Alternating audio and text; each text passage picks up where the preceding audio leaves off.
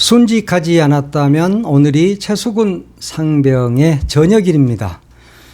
지난 2023년 3월 27일 입대를 했으니까 오늘이 저녁일이 되는 겁니다. 그런데 최수근 상병은 입대 넉 달도 안 된 지난해 7월 수해복구 작업에 나섰다가 순직했습니다. 이렇게 이제 고 최수근 상병의 동기들이 전역하는 날인데 전역 날 하루를 앞두고 어제 최수근 상병의 어머니가 한 게시판에 장문의 편지를 올렸습니다. 너무나 보고 싶은 아들에게 라는 제목으로 되어 있습니다. 이 내용이 정말 가슴이 메입니다. 구구절절합니다. 귀하디 귀한 자식 군대에 보냈더니 거기에서 변변한 장비 하나 챙겨주지 못해서 수해복구 작업에 나갔다가 순직을 맞게 된 아들입니다. 어제 올린 건데 내일이면 저녁인데 돌아올 수 없는 아들이 돼 가슴이 아린다 이렇게 시작을 합니다. 해병대 1292기 장병 1012명 가운데 아들만 엄마 품으로 돌아올 수 없는 아들이 돼서 목이 메인다 이런 내용입니다. 어머니는 1년이 훌쩍 지났지만 그 아무도 책임지지 않는 현실이 속상하다. 책임자를 밝혀달라고 냈던 어머니의 이 신청도 감감무소식이라서 답답하기만 하다라고 이야기를 하고 있습니다. 수사가 진행 중이고 재판이 진행 중이라고 하지만 뭔가 밝혀질 기색은 전혀 보이지 않고 있습니다. 어머니 입장에서 얼마나 답답하겠습니까? 아들이 순직한 것만으로도 가슴이 찢어지는 일인데 아들이 어떤 경로로 이렇게 순직을 하게 됐는지 그 과정마저 모른다면 부모로서는 정말 너무너무 가슴 아픈 일이 아닐 수 없습니다. 안전장비 준비도 안 됐으면서 투입을 지시한 것을 지금도 이해할 수 없다라고 엄마는 적었습니다. 왜 해병대는 이런 일을 강행을 해서 아들을 돌아올 수 없게 했는지 정말 화가 치밀어 오른다. 현장에 있던 지휘관들을 도저히 용서할 수 없다. 라고 분노의 심정을 드러내고 있습니다. 비록 힘이 없는 어머니지만 아들의 희생의 진실이 밝혀지길 꼭 지켜봐 달라면서 그것이 엄마가 살아갈 수 있고 그나마 살아야 할 이유다. 이런 내용의 편지를 쓴 겁니다. 마지막으로 하늘에서 못다 한 꿈 마음껏 펼치길 바란다. 사랑한다. 이랬습니다. 이 편지를 보고 어떻게 피눈물을 흘리지 않을 수 있겠습니까? 정말 이 나라가 정말 나라도 아닌 것 같아요. 군인이 부속품입니까? 군인도 사람입니다. 군인도 인격체입니다. 그런데 그 젊은 군인이 수해복구에 나섰다가 순직한 사건, 이 사건에 대한 진실 하나도 밝히지 못한다면 이것은 나라가 아닌 것이죠. 그냥 각자 도생하는 그런 쓰레기들인 거예요. 이런 것도 하나 밝히지 못한다. 그런데 밝히기가 참 어려울 것 같습니다.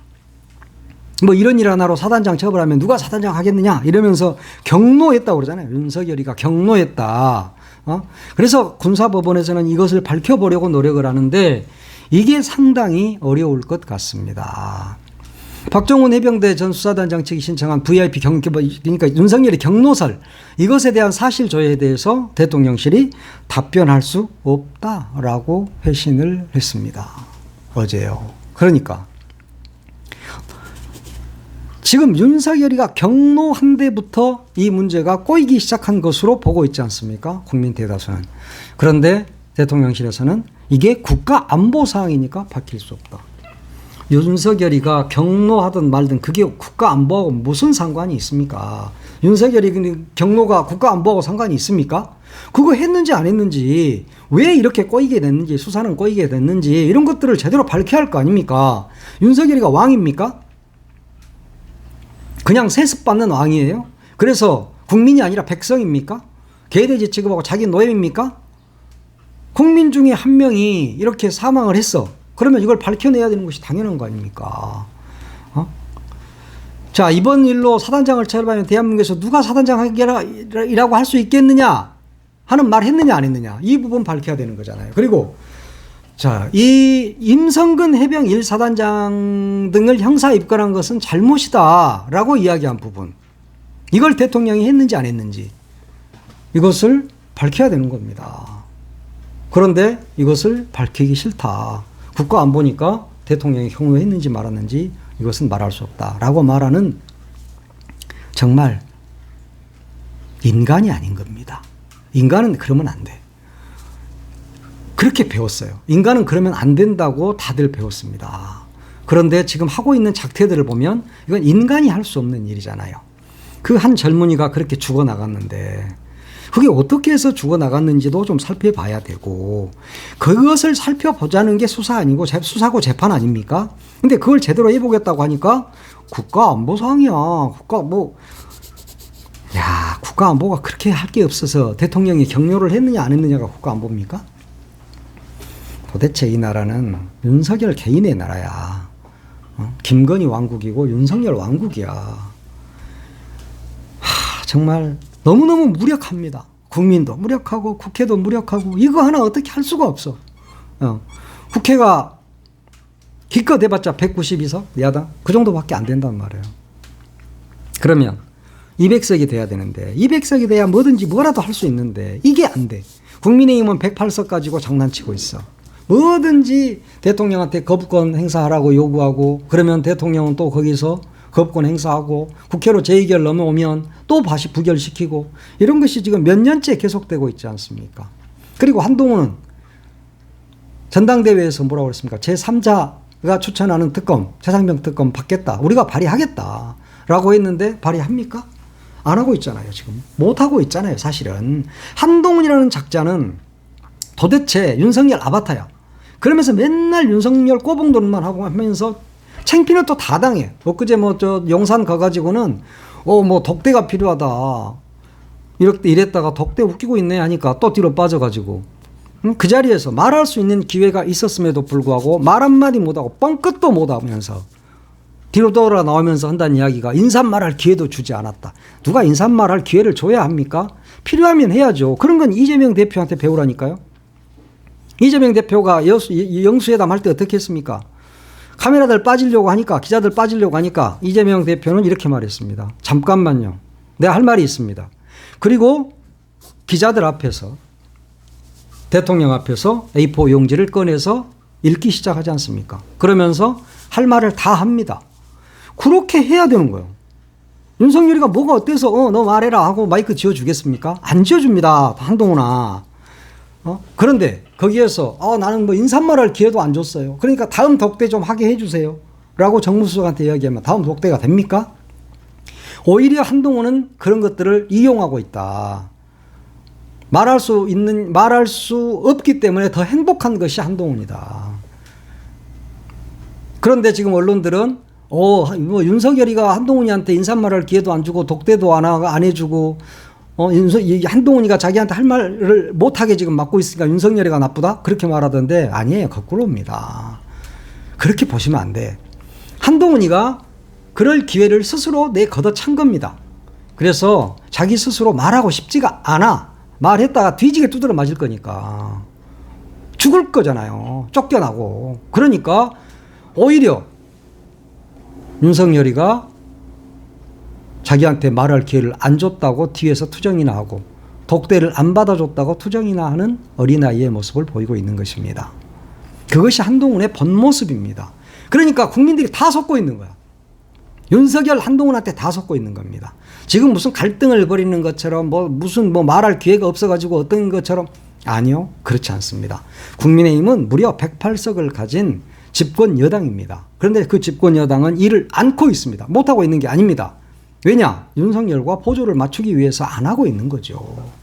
그래서 나는 한동훈은 참 간사한 인간이다 이렇게 봅니다. 매우 간사하죠. 당선되기 위해서는 그런 아무 말이나 막 해놓고, 최상병 특검이 시작되면 누가 수사선상에 오르게 됩니까? 윤석열이잖아요. 물론 현직 대통령 자리에 있으면은 수사는 할 수 없죠. 내라는 빼놓고는. 그러나 탄핵이 될 경우는 다르죠. 그러지 않습니까? 그러면 최상병 특검이 되면 바로 윤석열은 탄핵의 길로 가는 겁니다. 그러면 수사가 시작되는 것이고 특검이 시작이 되는 것이죠. 그러니까 한동훈은 윤석열을 지키기 위해서 그것을 안 하고 있는 겁니다. 그러니까 자기 일 다 하고 있는 것처럼 하면서 윤석열이가 나빠요 라고 말하고 있는, 그렇게 국민들을 호도하고 있는, 그러니까 거기는 언론들은 또 거기에 또 따라가고 있는 이런 짓거리를 지금 한동훈이가 하고 있는 겁니다. 가장 간사한 인간이죠. 피해자 코스프레 하면서 실은 한패면서 이런 못된 짓거리를 우리가 보고 있는 겁니다. 한동훈의 간사함에 전 국민이 속고 있다. 그리고 참으로 간사한 겁쟁이다. 저는 그렇게 봅니다. 그리고 국회의원들도 그러면 안 돼. 국민의힘 국회의원들은 자식 안 키웁니까? 물론 힘 있는 놈들은 얘들 군대 안 보내죠. 국회의원들 중에 보낸 사람 있나? 별로 안 보내잖아요. 그리고 위험한 곳에 보내지 않고. 그러니까 최상병 특검 같은 경우는 국민의힘은 안 하려고 하는 겁니다.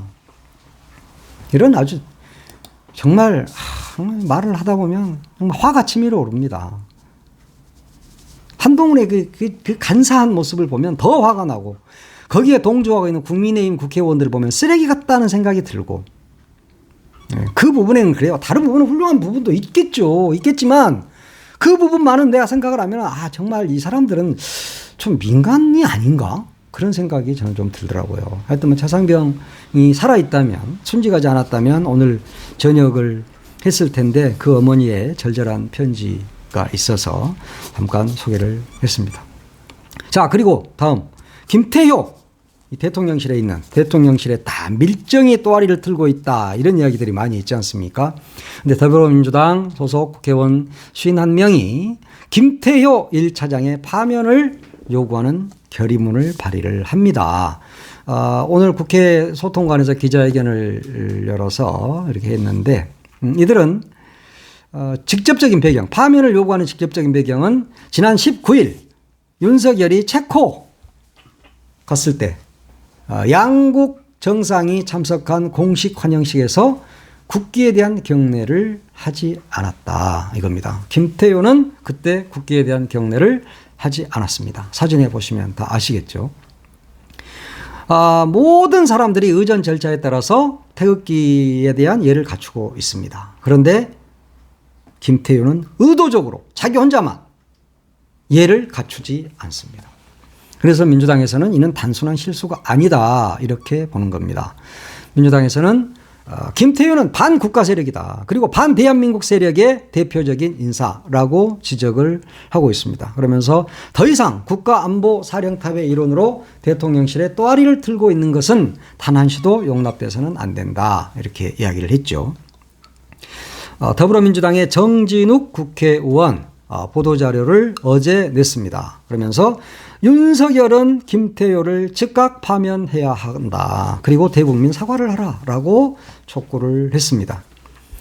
정진욱 의원이 이제 그동안에 국회 이 의정 활동을 하면서 정진석이라든가 김태효라든가 이런 사람들에 대한 친일 문제, 이런 것들을 집중적으로 다뤄왔습니다. 특히 정진욱 의원은 어제 보도자료에서 앞에서 이야기한 체코 정상회담 당시에 태극기에 대한 예를 갖추지 않는 부분, 이 부분을 지적을 했습니다. 정 의원은 공식 외교 행사에 도열한 국가안보실 소속의 대한민국 공직자가 태극기에 대한 예를 무시하는 것은 공직자로서 자격이 없음을 스스로 드러낸 것이다, 이렇게 이야기를 했습니다. 그러면서 이제 정 의원은 김태효가 그동안에 친일했던 부분들, 이런 부분들을 쭉 나열을 하죠. 그러면서 일제 식민 통치를 벗어나 광복을 맞이한 지 79년이 지났지만 윤석열 정부는 지금도 우리 국민을 독립투쟁의 한복판으로 몰아넣고 있다. 그러니까 이제 정말 지금도 독립투쟁을 해야 되는 상황이 와 있다라는 부분을 이야기를 한 겁니다. 그러면서 김태효 차장의 이런 행태, 이것은 단순한 실수가 아니라 윤석열 정부의 친일 매국 국가관을 상징적으로 보여준 것이다, 그랬습니다. 마땅한 지적이죠. 그리고 김태효는 반드시 파면돼야 됩니다. 그런데 윤석열마저도 혹시 밀정이 아닌가? 라는 부분들이 가끔 나옵니다. 그래서 파면은 하지 않을 것 같고, 이 나라가 한 가지도 제대로 돌아가는 게 없습니다. 지금 완전히 대한민국 국민들은 역사 공부를 다 다시 하고 있는 심정 아닙니까? 이미 우리는 역사 공부를 제대로 했고 사관이 정확하게 서 있습니다. 그런데 윤석열 정부가 들어오면서 온통 다 흐트러놨습니다. 이게 도대체 대한민국 정부라고 할 수 있겠습니까? 이거 바로 일본 정부 아니에요? 일본 정부. 그러니까 대한민국 8.15라는 분이 이렇게 말씀하셨어. 외놈들보다 더 악질이 완장찬 밀정이다. 잔존세력을 발본색원해야 된다 그랬습니다. 맞는 말씀이죠. 하루세기님이 일본의 아들이네요. 그래서 일본의 아들. 그러니까 일본의 아들이니까라고 이야기하기 전에 한국, 그러니까 태극기에 대한 예를 갖추지 않은 걸 보면 한국인은 아닌 것 같다. 대한민국 국민은 아닌 것 같다. 라고 보는 게 맞을 것 같습니다. 예. 빈 의자님이 명박이나 윤석열이는 조선 총독부의 총독과 뭐가 다르냐? 예. 뭐가 다르죠? 진짜. 완전히 총독 같아. 일본에서 우리 파견 나와 있는 총독. 지금 하고 있는 작태들을 보면 그렇습니다. 램프의 바바님이 뼛속까지 철저한 일본 간첩 그랬고요. 버터맥주님이 밀정을 찾았네 그랬습니다. 밀정을 찾았네가 아니라 그동안에도 계속 밀정 노릇을 해온 것은 아닌가라는 생각을 갖게 되는 것이죠. 미국이 우리나라 토청했을 때도 이런 이상한 논리를 폈던 인간이 바로 김태효 아닙니까? 이런 사람들을 파면하지 않는다면 윤석열 본인이 쫓겨나는 계기가 될 것이다. 이런 말씀을 드립니다. 오늘은 여기까지 하겠습니다.